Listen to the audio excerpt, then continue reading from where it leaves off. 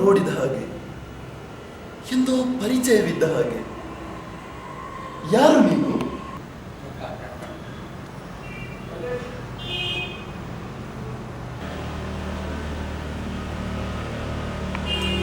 ನೀನು ಆ ನಾಗರಿಕ ಬಿಲ್ಲುಗಾರ, ಹೆಬ್ಬೆರಳಿಲ್ಲದ ನಿಷಾದ, ಏಕಲವ್ಯ ಅಲ್ಲವೇ? ನೀನು ಅಪರಿಚಿತನೇ ಆದರೂ ನನ್ನನ್ನು ಬಲ್ಲವನಂತೆ ಕಾಣುತ್ತಿರುವೆ. ಹೌದು, ಆ ಅನಾಗರಿಕ ಏಕಲವ್ಯ ಹೌದು, ಹೆಬ್ಬೆರಳಿಲ್ಲದ ಬಿಲ್ಲುಗಾರ. ಆದರೂ ಹೆಬ್ಬೆರಳಿಲ್ಲದ ಬಿಲ್ಲುಗಾರನಾದರೂ ಈ ಜಗತ್ತಿನ ಶ್ರೇಷ್ಠ ಬಿಲ್ಲುಗಾರ. ಅಭಿಜಾತ ಆರ್ಯರನ್ನೊಳಗೊಂಡು ನಾನು ನಿಷಾದ. ಹೌದು, ಈ ಪ್ರದೇಶದ ಎಲ್ಲ ನಿಷಾದರ ಒಡೆಯ. ಹಿಂದೆ ನನ್ನ ತಂದೆ ತನ್ನ ರಾಜನಿಗಾಗಿ ಕಾದು ಮಡಿದಂತೆ ಇಂದು ನಾನು ನನ್ನ ರಾಜನಿಗಾಗಿ ಕಾದುವೆ, ಮಡಿಯುವೆ. ನಿನ್ನ ತಂದೆ ಕಾದು ಮಡಿದದ್ದು ಒಬ್ಬ ಧರ್ಮಶೀಲ ರಾಜನಿಗಾಗಿ.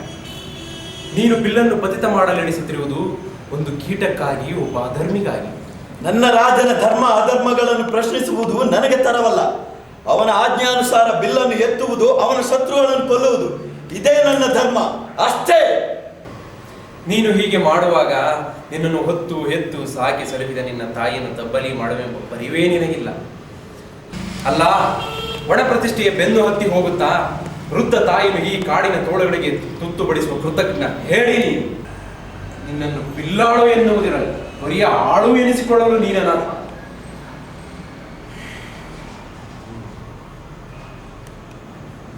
ನೀನು ಯಾರೇ ಆಗಿದ್ದರೂ ಎಲ್ಲವನ್ನು ಬಲ್ಲವನಂತೆ ಕಾಣುತ್ತಿರುವೆ, ಮಾತು ಆಡುತ್ತಿರುವೆ.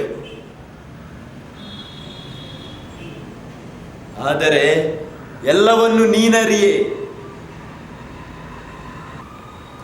ನನ್ನ ತಾಯಿಯನ್ನು ನೀನರಿಯೇ. ಕೇಳು, ಬಹಳ ಬಹಳ ಹಿಂದೆ ನಾನಿನ್ನೂ ಅವಳ ತೊಡೆಯ ಮೇಲೆ ಮಲಗಿಕೊಂಡು ಬೆಟ್ಟು ಚೀಪುತ್ತಿರುವಾಗಲೇ ನನ್ನ ತಂದೆಯನ್ನು ಯುದ್ಧಕ್ಕೆ ಕಳುಹಿಸಿದಳು.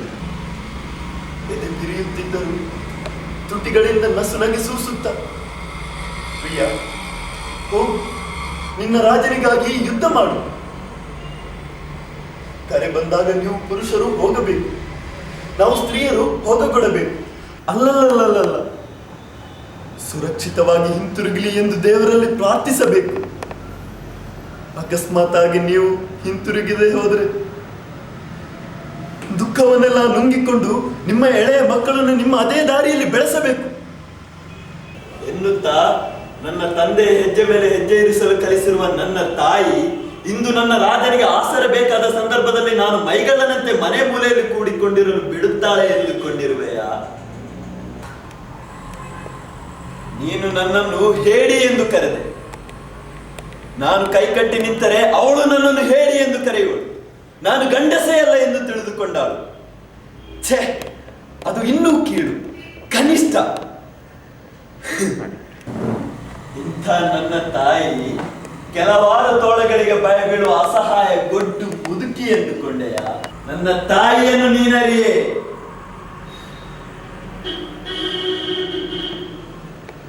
ನಿನಗೆ ಯಾವ ಸಂಬಂಧವೂ ಇಲ್ಲದ ಈ ತಿಕ್ಕಾಟದಲ್ಲಿ ಕೈ ಹಾಕಬೇಕೆಂದಿರುವ ಈ ನಿನ್ನ ದೃಢ ನಿರ್ಧಾರವನ್ನು ಯಾವುದೂ ತಡೆಯಲಾರದೆ. ಯಾವುದೂ ತಡೆಯದು. ತಂದೆಗೆ ತಕ್ಕ ಮಗನಾಗಿರುವ ನಾನು ಅವನಂತೆಯೇ ನನ್ನ ರಾಜನಿಗಾಗಿ ಕಾದಲು ನಿರ್ಧರಿಸಿರುವುದು ಅದು ಯಾವುದೇ ಹುಚ್ಚು ನಿರ್ಧಾರವಲ್ಲ. ಅಲ್ಲದೆ ಬರಲಿರುವ ಸಂಗ್ರಾಮ ನನಗೆ ಸಂಬಂಧವಿಲ್ಲದ್ದು ಎಂದೆ. ಏಕೆ? ನನ್ನ ಪೂಜ್ಯ ಗುರುಗಳ ಮೇಲೆ ಆ ಪಾರ್ಥನು ಧನುಸನ್ನು ಎತ್ತುತ್ತಿರುವಾಗ ಆ ಸ್ಥಳ ನನ್ನ ಕಾಳಗದ ಮುಂಚೂಣಿಯಲ್ಲವೇ? ನನ್ನ ಗುರುವರಿಯರಿಗಾಗಿ ಕಾದುವುದನ್ನು ನಿಲ್ಲಿಸೆಂದು ಎಷ್ಟು ಹಗುರವಾಗಿ ಹೇಳುತ್ತಿರುವೆ. ಕಚ್ಚುವುದನ್ನೇ ಕಲಿತು ಕಲಿಸಿದವರನ್ನೇ ಕಚ್ಚಲು ಹೊರಟಿರುವ ಆ ಹಾವು, ಆ ಪಾರ್ಥ ಈ ಗುರುವಿನ ಇನ್ನೊಬ್ಬ ಶಿಷ್ಯ ಜೀವಂತವಿರುವುದನ್ನು ಕಾಣ, ಇಷ್ಟರಲ್ಲೇ ಕಾಣುವ ನನ್ನ ಗುರುಗಳೆಡೆಗೆ ಅಗೌರವದಿಂದ ಗುರಿಯಿಡುವ ಕಣ್ಣುಗಳನ್ನು ನನ್ನ ಬಾಣಗಳಿಂದ ಆಹುತಿ ತೆಗೆದುಕೊಳ್ಳುತ್ತೇನೆ. ಅವನ ತೋಳುಗಳನ್ನು ಕತ್ತರಿಸಿ ಬಿಸಾಡುತ್ತೇನೆ. ನನ್ನನ್ನು ತಡೆಯುವುದೇ? ಯಾವುದು ನನ್ನನ್ನು ತಡೆಯದು?